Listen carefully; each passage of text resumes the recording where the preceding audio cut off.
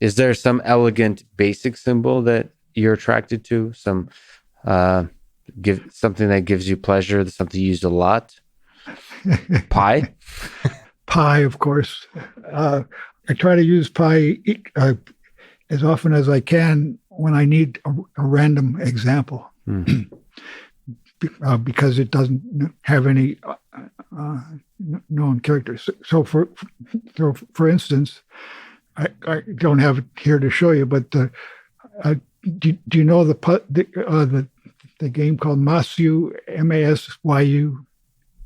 No. It's a great recreation. I mean, Sudoku is easier to understand, but Masyu is more addictive. Okay. You have black and white stones like on a go board, and you have to draw a path that goes straight through a white stone and makes a right angle turn at the black stone, and it turns out to be a really nice puzzle because it doesn't involve numbers, but it's visual, but it's really pleasant to play with.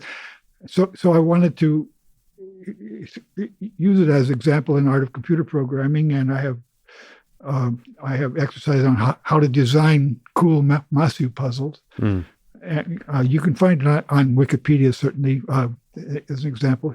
Masyu, and so I decided I would take pi, the actual image of it, and it had pixels, and I would put a stone wherever it belongs in the letter pi, in the Greek letter pi, but the problem was find a way to make some of the stones white, some of the stones black, so that there's a unique solution to the Masyu puzzle.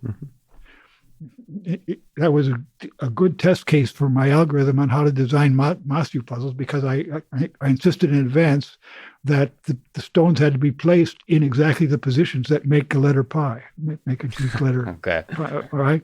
That's cool. And so and it turned out there was a unique way to do that. And so pi is a source of examples where I can prove that I'm starting with something that isn't canned. Yeah.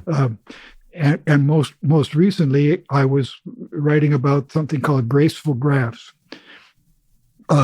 Graceful graphs is the following: you have a graph that has m edges to it, all right, and you attach numbers to every vertex in the following way. So every time you have an edge between vertices, you take the difference between those numbers, and that difference is got to be, it'll tell you what edge it is. So the one edge, two numbers will be one apart. There'll be another edge where the numbers are two apart.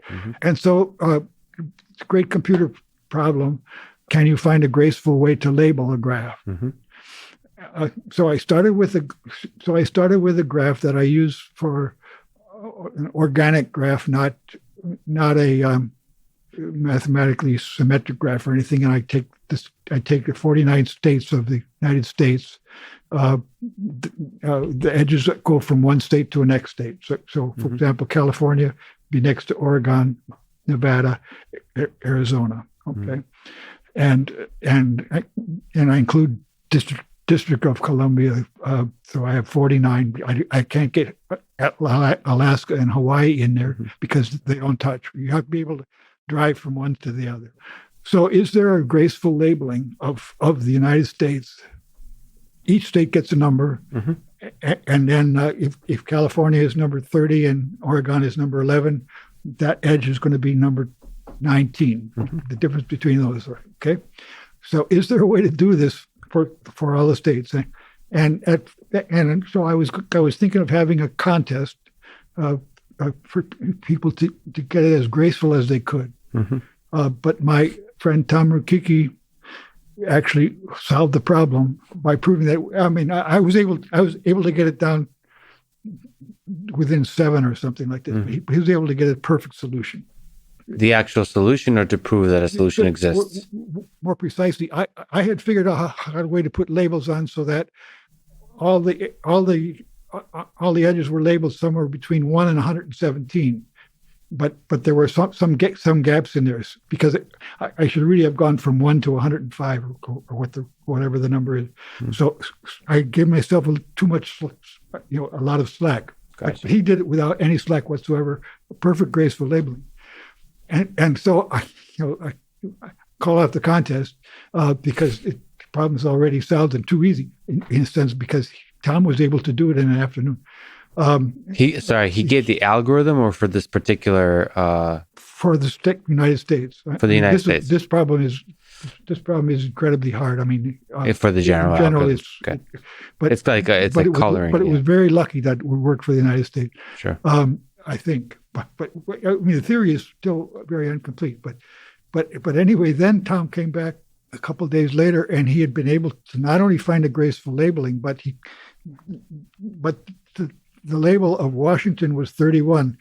The label of Idaho was 41, following the digits of pi. Yeah. Going across the top edge of the United States, he has the digits of pi perfectly. Did he do it on purpose? He was able to still get a graceful labeling with that extra thing. What? Wow. Wow. And it's a miracle. Okay. But I